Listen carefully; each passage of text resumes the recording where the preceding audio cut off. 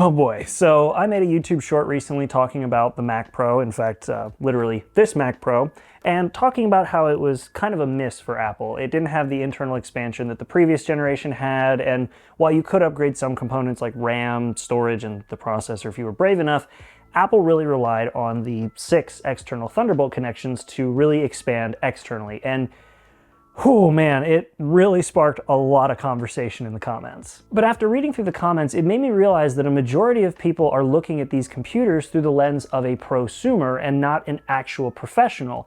And if you don't know what a prosumer is, let me explain. The term prosumer refers to somebody like me. I do make money doing content creation, video editing, and color grading, so I am a professional in that regard. But I don't use professional grade hardware. I use a Mac Studio, which is on the upper end of Apple's consumer grade computer lineup. And I use a Sony a7S II, which is not only an older camera, but it's also not Sony's professional grade A9. And I do that because I don't need anything more than that for my workflow. And on top of that, I don't need something that has all of the fallbacks and requirements for a mission critical system. I can have my computer crash and it's not the end of the world. I don't have hundreds of other members of a team waiting on me, and I'm not basically pushing my work out for millions of people to see at a multi-billion-dollar company. I am a YouTube content creator. I do color grading for clients on the side, and that's as far as it goes. So a prosumer would be somebody like me. A professional, on the other hand, is somebody who works for a large corporation where their time and their work are extremely valuable, and they need something that is going to be a dead reliable piece of equipment that is deployed to their desk and sits there for hours and hours and hours and months and months and months and years on end, doing its job reliably, consistently, and when it breaks, it gets replaced. That is a true professional. And while a prosumer could easily build a system with the Core i5, the Core i7 or i9 even, and throw a 3090 in there and 32 gigs of RAM and an SSD and do all the video editing work, it's the same as me buying a Mac Studio. That is an upper tier computer from the consumer grade, but it is nowhere close to the professional grade equipment that you would need in a big job. But of course, now that I've mentioned Windows and PCs, it brings about the PC versus Mac argument, and the comment section in that video talking about this Mac Pro was riddled with those. Like, I can't believe you would spend 10 grand on a computer when you could buy a PC for 5 grand and it would do the same. The $7,000 Mac Pro is a total ripoff. You can buy a PC or build a PC for 2 grand and blah, blah, blah, blah, blah. All the normal stuff that you see. So what I want to do is I want to show you that when it comes to professional equipment, professional computers, that is not the case. But to do that, we got to go over to my desk here. So let's do that. Okay, so now that we're over here at my desk, let me explain what we're going to be doing. So I have here the base configuration of the Mac Pro. It's the one that everybody complains about. It's a $7,000 PC. It's going to have 24 CPU cores and 60 GPU cores on the M2 Ultra. It's got 64 gigabytes of RAM and a 1 terabyte SSD. $7,000 machine, we're not going to option it up. We're keeping the base configuration. And what I'm going to do next is go to 3 different SIs, system integrators, and build 3 comparable Windows PCs and explain to you the reasoning why I picked the parts I did and how really for a professional computer it shouldn't make much of a difference in pricing. So we're going to do that, and the 3 SIs that I chose are going to be HP, Dell, and Digital Storm. And I opted for Digital Storm as the last one because I know them for gaming PCs, and I feel like they are probably going to be the closest when it comes to good price for what you get. But when it comes to professional grade stuff, nothing's really going to be a good price to performance for all the prosumers out there who think the Mac Pro's overpriced. But let's dive in and talk about it. Now, obviously, the biggest difference with these is that Apple's using ARM with their own chip with the M2 Ultra, and these Windows PCs are going to be using stuff from Intel. And with that difference and the graphics difference of the M2 chip providing graphics and having to get a graphics card for the PCs, I opted to go with the closest Intel equivalent, which was the Xeon chip, and I also opted to go with the graphics that Apple either offered with the previous Mac Pro, the Intel version, or in one of these cases, I did go with NVIDIA, but I went with the closest comparable CPU-GPU combo. So Let's talk about what I chose. So starting out here with HP, we did have to go with one of the upper models for their high-end desktop systems instead of the entry configuration. And the reason for this came down to the CPU and RAM options. And I'm sure a lot of you are going to be asking, well, why'd you have to go with Xeons? Why aren't you going with the i5, i7, i9s? Those are more than capable of doing the same things. And this is where the big prosumer versus actual pro hardware difference kind of starts to rear its ugly head, and where a lot of people who only know about the prosumer market kind of start to show their ignorance. See, when you're running an Intel Core i series, they are completely capable of doing whatever you want when it comes to video editing, render tasks, 3D modeling, you name it, they can definitely do it. But in a professional environment, these systems are most likely going to be running for a very, very, very long period of time, doing a lot of computational tasks, or you're going to be throwing really, really heavy workloads rendering 3D, all the same stuff you would do on the prosumer end, but basically dialed up to the next level. And what can happen with that is that the memory that you're using in tandem with these CPUs can start to accumulate errors, and this is going to cause system instability. And if enough of that system instability becomes a problem, you're going to crash your system. And the result of that could potentially be hours of work lost and thousands of dollars wasted. When you build a computer with an Intel Xeon chip, you also have the ability to use ECC, or error correcting memory. And error correcting memory completely solves that problem of errors in RAM building up over time and causing system instability. So when you build a system for a professional work environment where it is going to be running for extended periods of time, you want to make sure that it can do that, especially if this system is going to be mission critical. So that's why we opted for the Xeon chips, so that we could do ECC memory and not have to worry about system instability over the long term.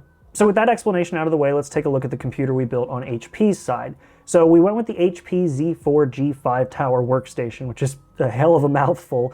And of course, we're running it with Windows. But what is cool is that you can have it with Linux, either with Ubuntu, or the other option is Linux Ready.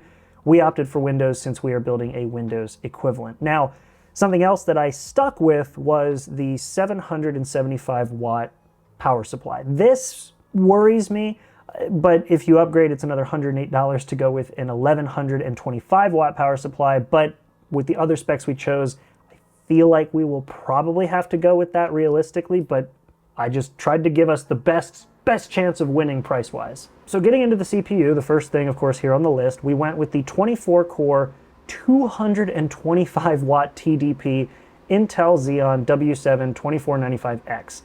This is a very, very capable CPU, and it is a very power-hungry CPU. In fact, I'm pretty sure its TDP is I think it's either pretty close or well over what the entire Mac Pro draws at full load. I could be wrong on that, somebody can correct me in the comments, but yeah, very, very power-hungry system. When it comes to memory, when you build a system like this where you're gonna have potentially quad-channel memory, you're gonna wanna make sure that you fill as many slots as possible. So I went with 64 gigabytes of RAM, just like the base model Mac Pro.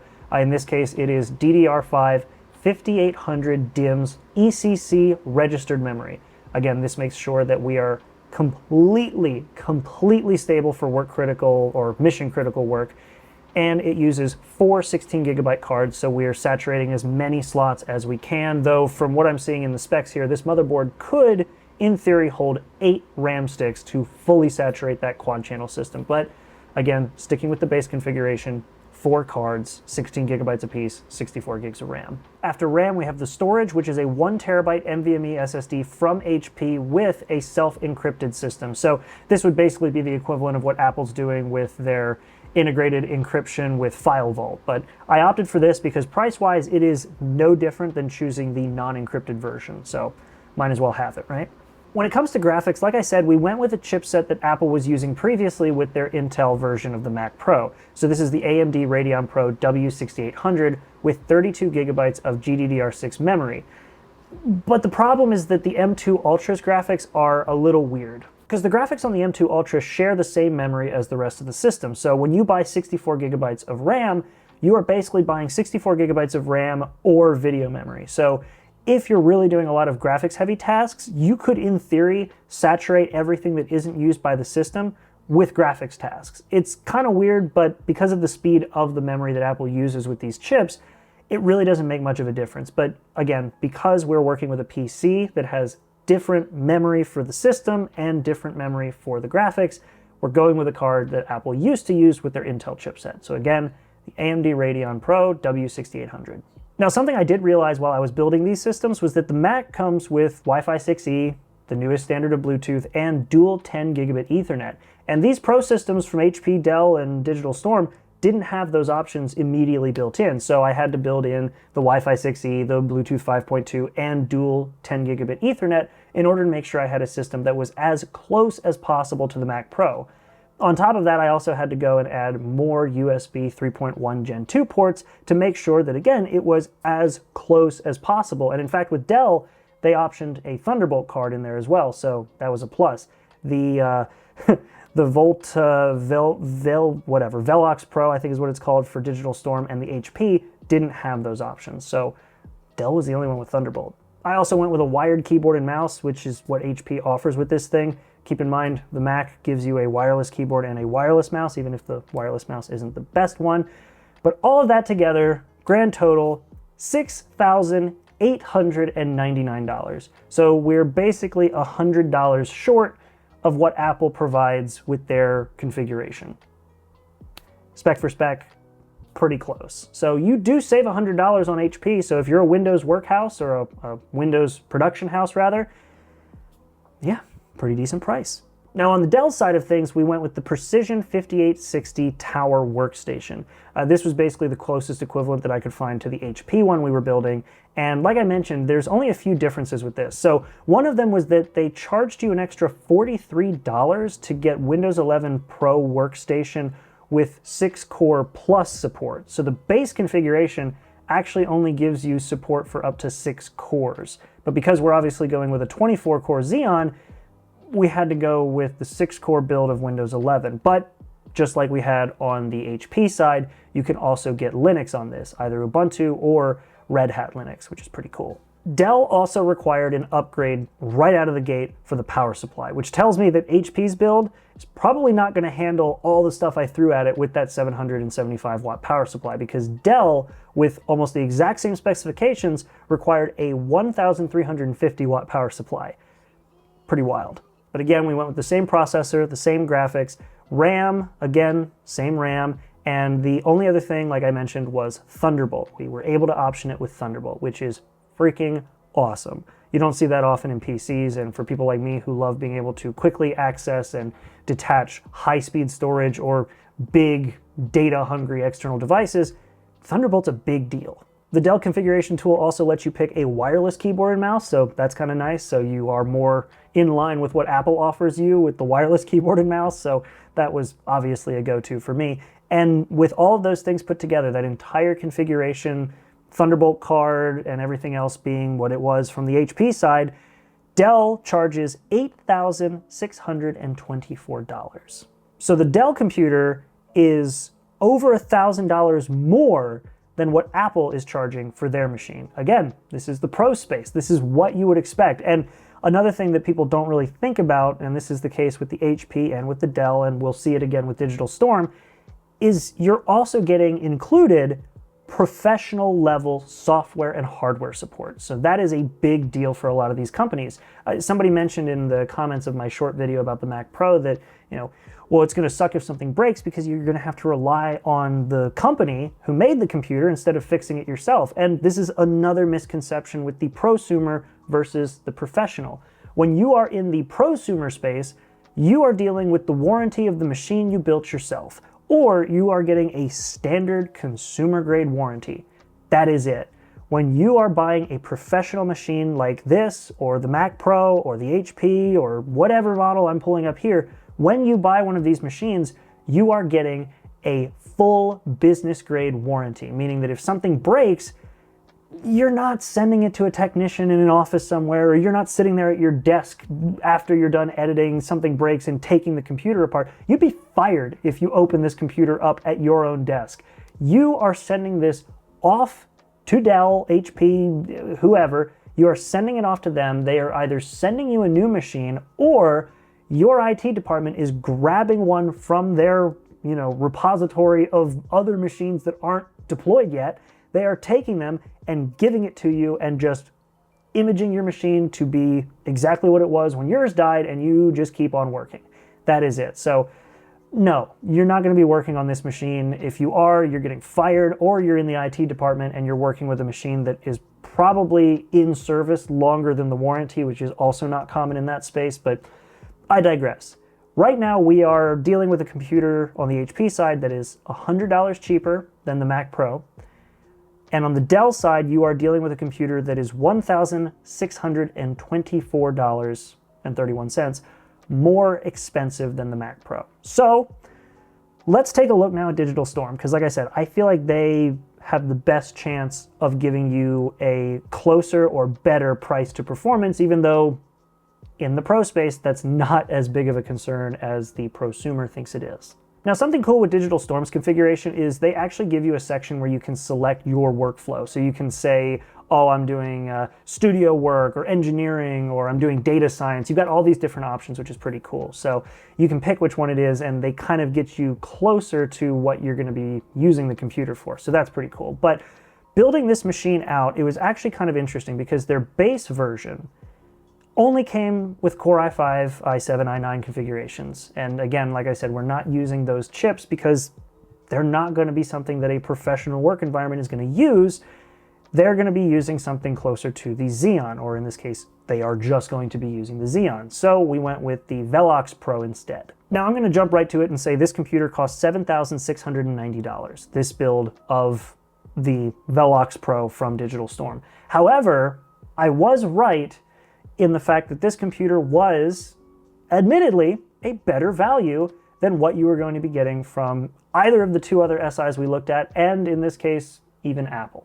So scrolling down here, which I also don't like the fact they don't just show you your specs in a little list, like Dell and HP did that, for some reason Digital Storm didn't. That's not a problem with the computer, that's just a web design thing, but anyway, we scroll down here and we have the Xeon chip, same kind of system we've been using, except this one is the 3465X with 28 cores instead of 24. So we have 4 extra cores, and we also have more PCI Express lanes, which is good when you're expanding your system. However, it also has a 360 watt TDP.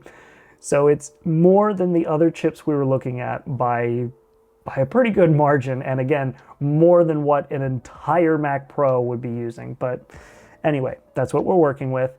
And then, just like I thought, we do have more for our dollar with the system memory. We have double what the Mac Pro comes with standard. We have 128 gigabytes of DDR5, 5600, which is actually faster, ECC memory, so still ECC. And the cool thing too is it's 8 modules of 16 gigabytes. So we are actually fully saturating the quad channel layout instead of having some spaces open like we did on the other two configurations. The only thing that isn't going to be quite the same is the graphics card. So this one opted for an NVIDIA RTX A2000, which only has 12 gigabytes of RAM. There are other options, and the closest one that I could find was going to be an AMD RX 7900 XTX. Now, somebody can probably correct me because I might be wrong on this, but I think that's still technically a consumer grade chip. And even then, it still only has 24 gigabytes of system memory. The closest I could find that had a proper 32 gigabytes, just like what we had on the previous system, was the RTX 5000 Ada with 32 gigabytes. And if I grab that one, well, the system's now $12,000. And yeah, oh God, no. So just for consistency's sake and to give this computer the best shot at being better than the Mac Pro, we'll stick with the A2000.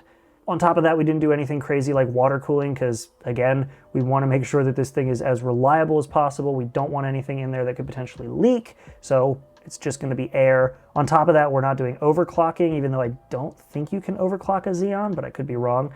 And we went with standard Windows 11 Pro. It's got virus protection, which is just built into Windows. We didn't buy any hoodies from Digital Storm or anything like that. And the only other thing that we optioned up from factory was the networking. Now, one of the problems I do have with the Digital Storm system that we didn't have with the other options was that we can't configure both Wi-Fi and Ethernet. So I opted to go for the dual 10 gigabit NIC because most professional work environments are only going to be wired in. There's not really going to be a use for wireless, but it would have been nice to be able to option both, because now we left out the Wi-Fi 6E and the Bluetooth 5.2 and just went with wired Ethernet. So I guess you gotta pick your battles, or maybe buy the card later. I don't know, but either way, all those things put together, we have a system at $7,690, but it does have more than what we're getting with Apple. So if I go and option the same thing with Apple, let's take a look and see what we get. So back on Apple's page here, we can't match the CPU of the Velox Pro from Digital Storm, so we're sticking with the 24-core CPU, but we can give it 128 gigs of RAM and 2 terabytes of storage, which puts us at $8,199, which is about $700 more expensive than the Velox Pro. So yeah, Digital Storm definitely on paper has a better overall price for the stuff that you get. So kudos to Velox Pro. Ironically enough, the Dell, with the same specs as the base model of the Mac Pro, has a higher price even now that we've upgraded the Mac Pro. So that's kind of wild. And then HP is the cheapest of the lineup, which isn't surprising because HP is pretty cheap. Though, considering they're discounting it by 48%, if their little marketing thing here is to be believed, this machine without that discount would have been $13,269. Damn. But of course we're going by the price that they're showing, so at this point Apple with their base configuration is only $200, $100 actually, more expensive than HP, about $1,600 less expensive than Dell, and doesn't quite do as much on paper as the Digital Storm and costs less. But again, Digital Storm has more numbers. Let's get back over to the couch. All right, so now with all of that information in mind, we have built an HP, a Dell, and a Digital Storm computer, all of which were roughly the same price, and really the only one that was more performant in terms of its price to what you got was Digital Storm, which I actually didn't expect, so that was a cool surprise for me too. But here's the thing, guys. When you want to look for a piece of equipment that is going to be used in a professional environment, there's a reason why they cost so much when they're new, but then there's also a reason why a computer like this one, running 12 cores, dual graphics, a terabyte of storage, and 64 gigs of RAM, cost me $350 after they are no longer useful in the professional environment. It is because they are tailor-made for the tasks that these big companies are going to be using them for. The idea with these computers is that they are bought en masse and deployed to hundreds, even thousands of employees by a massive company, and they will sit on the desk of these employees for years. And if one of them happens to break, they send it off to IT, IT gets a new one for the employee, puts it on their desk, puts their software or even just takes their profile and re-images it to the computer, and then they take the computer that broke and they send it off to the company that made the computer, and that company either fixes it or replaces it. I saw comments in the short video I made about this Mac Pro mentioning how it's ridiculous that you can't open the Mac Pro and upgrade a lot of stuff yourself, but here's the thing. That's a very prosumer perspective, because if I'm buying a computer that I'm going to use as a professional that is consumer grade, I don't have an IT department behind me. I am my IT department. So if I need to take it apart and fix it, that's kind of a big deal. So I personally, try to buy something that's more reliable. But if I do need to open it, I prefer that I can, which is why my streaming PC is a computer I can open up. But if you open up your work computer on your desk, you're getting fired. Like this honestly, if it weren't for the form factor, would have probably been completely fine after the IT department put inside of it whatever they needed to, because the person whose desk this will sit on is never going to actually touch the insides of this computer. And ideally, neither will IT, because IT will buy this, configure it when they buy it, and then take it out of the box when they receive the hundreds that were ordered and deploy them to the desks. I know I mentioned at my desk that you might get fired as an IT tech or even as an employee if you open these computers. It's true. These things are literally appliances for massive businesses.